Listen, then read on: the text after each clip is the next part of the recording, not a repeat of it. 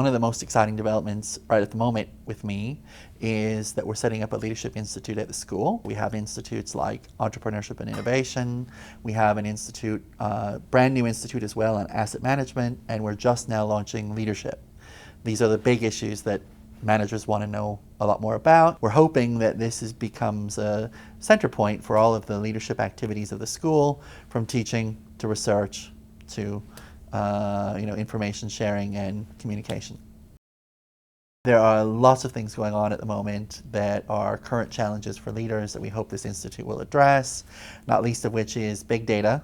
So there's just the sheer amount of volume of stuff available to leaders. 30, 40 years ago, the challenge was, how do I get information? How do I identify? Now you're swimming in it. How do I sort through it all and figure out what matters and what doesn't matter? Because you look at any disaster, any major problem, and it was there, but did they see it amongst all the other stuff? I think that's one of the big ones. And then one of the other big ones related to this technology issue is also the issue of the kind of publicness of being a leader.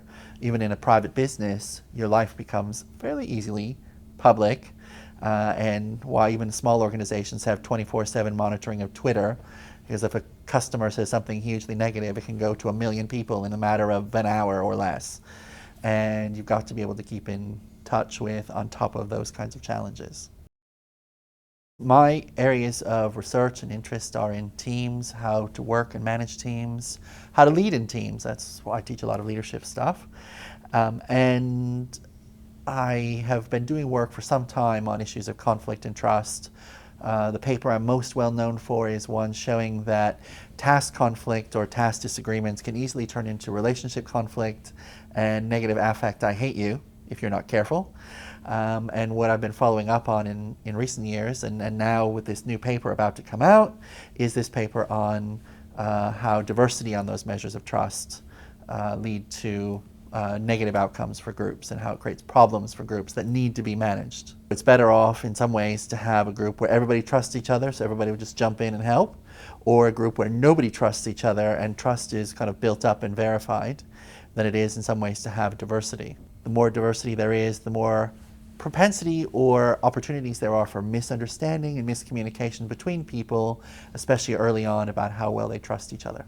So what that means in terms of managers then is you need to be very careful in a new group about how you put people in, create clear norms for what kind of behaviors related to information sharing and working together are expected, so that way it won't be read as a sign of lack of trustworthiness, but in fact will be read as this is what we do, this is how we do things around here.